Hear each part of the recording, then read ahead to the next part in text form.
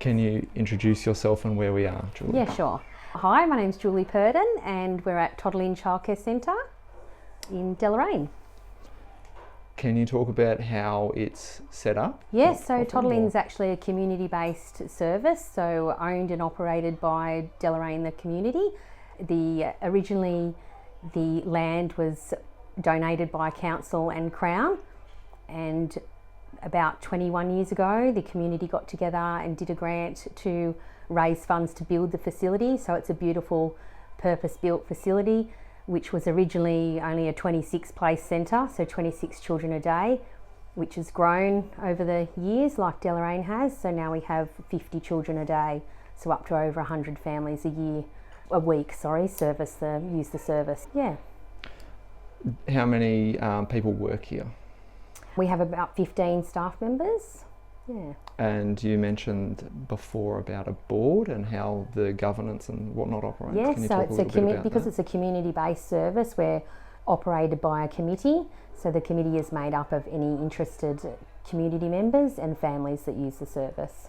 Okay. So you don't have to be using Toddle in order to participate on. No, not at all. Obviously, most of our committee members are families that use the service, but community members are welcome to join our committee and become an association member. There's just a small fee included as an association member to belong to that, and they're welcome to come along to our bi-monthly meetings.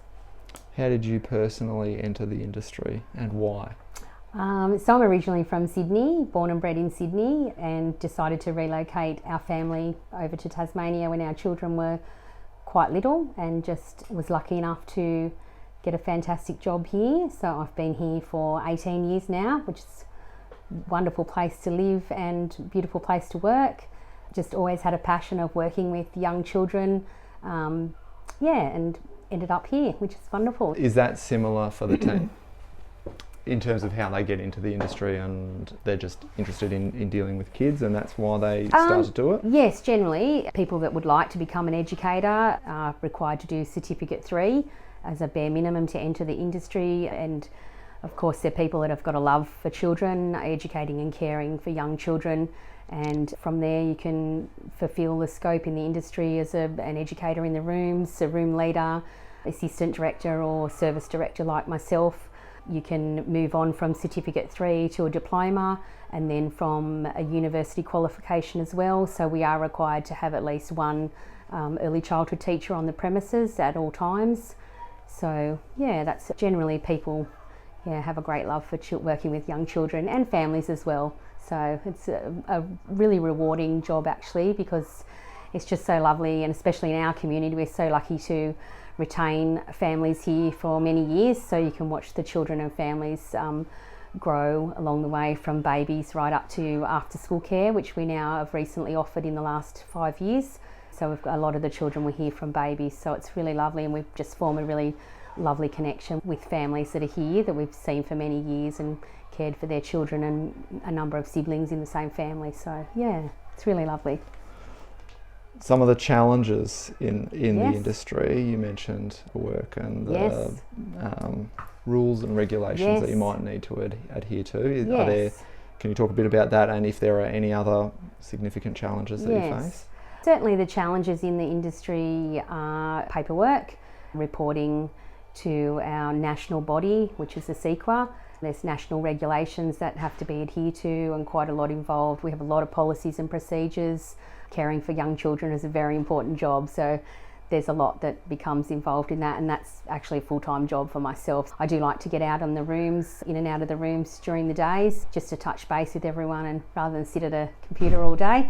But there is a lot of paperwork done, so that's probably to do, and a lot of compliance. Yeah, we have 3 yearly assessment and ratings, so that's quite a stressful time, and but all enjoyable, and it's all done properly for families, and it's great to offer a quality service. But that's probably the biggest downfall and most time consuming role in my job. In terms of demand for spots, what's it like in Deloraine?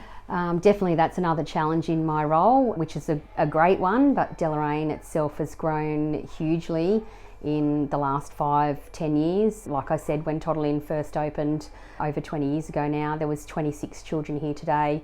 That's doubled in a daily rate, and we do have the longest waiting list we've ever had, which is difficult to manage at times. We try to help as many families as we can. There's a lot of two-parent working families and things now. More and more people having to work in today's society. So we just try and help as many families as we can, and we've increased the positions wherever we can over the years. And we've also offered the before and after school care about 5 years ago. There was a need in the community, it wasn't offered anywhere else. And because we had children going to school, and so many of them actually wanted to come back here when they entered the schooling system. I just came up with the idea that, hey, it'd be great to have after school care here where families could come and pick up 2 or 3 children in the same location. So it's very popular. The most recent challenge with that is our vehicle. We only have a 12-seater small bus. So for about 3 years now, we've actually been trying to purchase a larger vehicle. Some afternoons we can have up to 21 children that we're collecting from both the schools in Deloraine, so Our Lady of Mercy and Deloraine Primary School.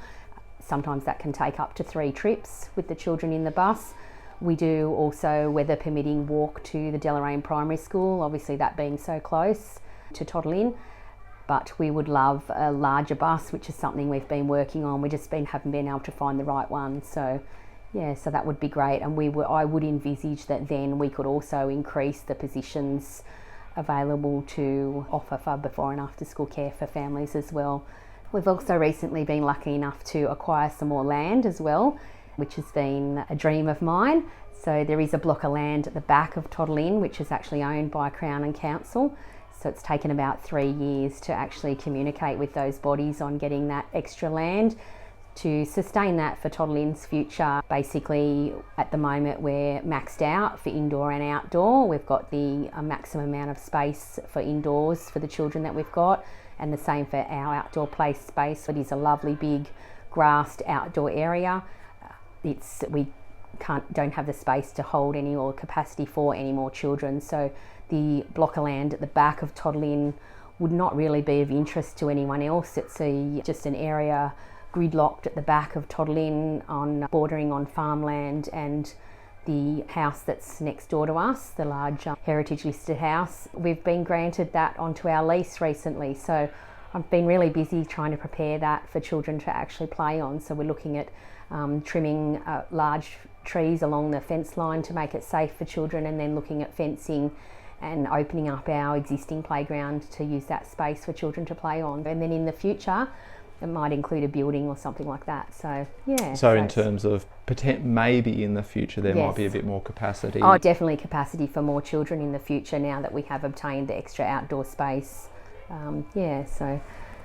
Which is fantastic. So prior to that, with the after school care journey, we did extend Toddle Inn from its original space to enclosing a veranda. So we have a large enclosed veranda which we actually turned into a room. So that's now a fully equipped room for before and after school care children at those times, and then during the day other rooms are able to have the luxury of using that space as well. It's great for wet weather days when we have shows. If we have more children in one of our rooms, we can open up the space with large sliding glass doors and things like that. So it's been a really good space that we've developed out there, but just that extra step further will be the extra land space. So we're really lucky to have gained that. So I imagine quite the process as well. Yes, a very long process, at least 3 years of communicating with both sorts of bodies, and then a number of applications before then. Was added to our lease about 12 months ago. It took till May to actually get the lease, and then from May till just actually a few weeks ago, where it was actually, we've had a planning review and then a planning permit put into council, which has just recently been granted. So very long process, but worth it in the end, I'm sure. So we're all very excited that it's finally coming to head and we can finally think about how we're going to use it. And like I said, immediately it's trimming some trees to make it a safe place for children and fencing it. And then we'll have a think about how we're going to introduce it to the children and how we're going to develop it in the future. Yeah. It's exciting. Yeah, it is very exciting. Can you talk a little bit about the experience for kids at Toddle? What happens during the day, and if they go on excursions or go out? Yeah, we do offer many community-based excursions, which is a fantastic thing to do. We do use our little small bus unless we access places on foot. So we love going for a walk around the river. We love going to early learning at both schools in the area. Prior to COVID, we were actually visiting nursing homes, which was lovely, Canangra and Greenock. Just because of COVID and the rules, those places are unacceptable now, but we do touch base with the Westbury Day Centre. So the clients there often come here and visit us, or we go there and visit them in their environment. So it's really lovely to have young children interacting with the elderly, and the elderly people that access those programs also love seeing young children. So it's been a two-way process, really win-win. Fantastic benefits with that, those visitation things. So yeah, we often we go to the community garden, any other events that we see happening in the area that we're able to attend. During school holidays, we do more excursions, so we might take the children to something that's happening local. We love to use the pump track, which we're lucky enough, it's been right across the road from us. We've got the basketball courts just up the end of Toddle Inn as well, so that's often a great thing to visit in the school holidays. So yeah, it's really good. But apart from the excursions, the children, it's a play-based service, so the children are free to move around the indoor and the outdoor environment and play with the activities at their own free choice that we set up. Yeah, we've got a really large sandpit outside, which is really popular, and we've also got a really big bike track outside and lots of bikes that the children love.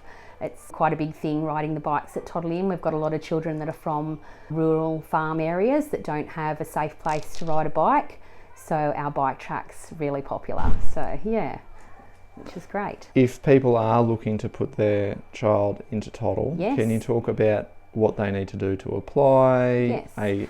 Obviously the waiting time varies, but an approximate ballpark and cost. Yes, so certainly. So we do have a website which the families are welcome to have a look at, and then via the website there's an enrol tab with the waitlist information. So it's just a matter of putting your child's name, date of birth, basic information, what sort of days you're looking for to enter the waiting list. We only have a reasonably short waiting list compared to larger services in town and things.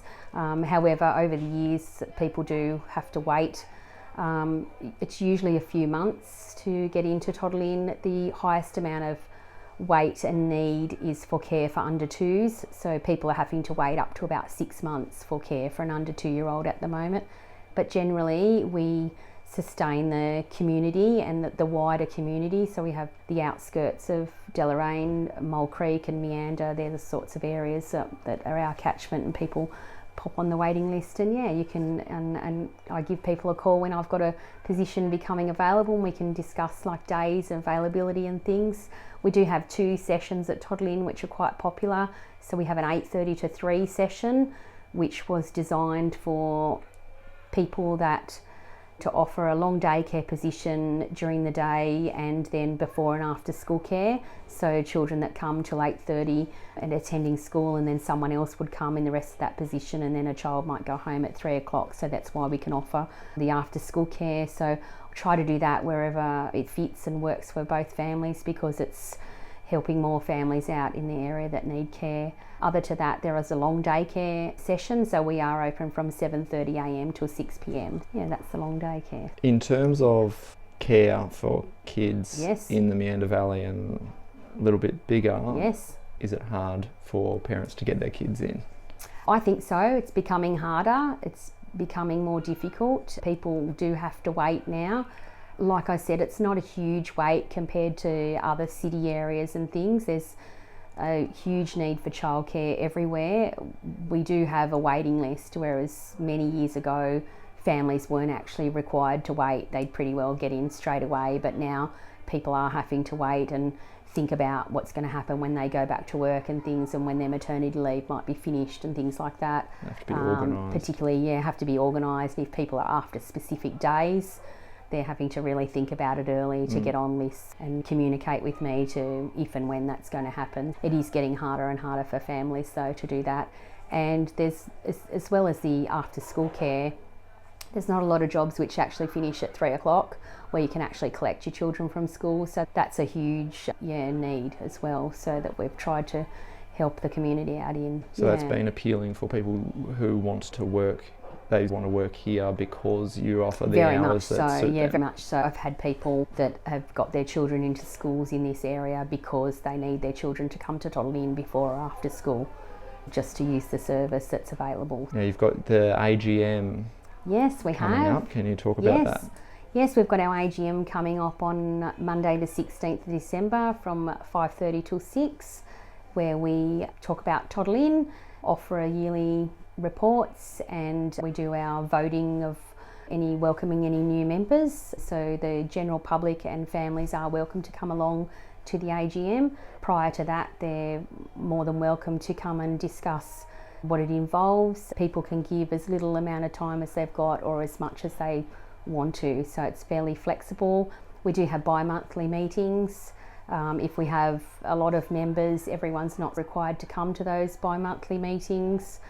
We discuss the policies and procedures of the service, guided by my knowledge, of course, in those areas, and the committee have a lot of input. So we discuss and vote on what's happening at Toddle and making it a great place for children and families and people to work in. Last question. Yes. What's your favourite part of the Meander Valley? Oh gosh, my favourite part is definitely the people in Meander Valley, the children and families that I come across here working at Toddle Inn. Lovely people, giving, caring, supportive, really community-minded people, which is really lovely to see. And that's why it's a great place to work, really.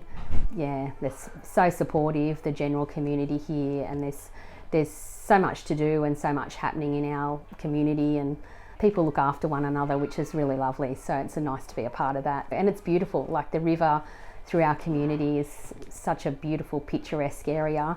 It's a really nice place to live and work in. Yeah. Thank you, Julie. Yeah, that's okay. Thank you.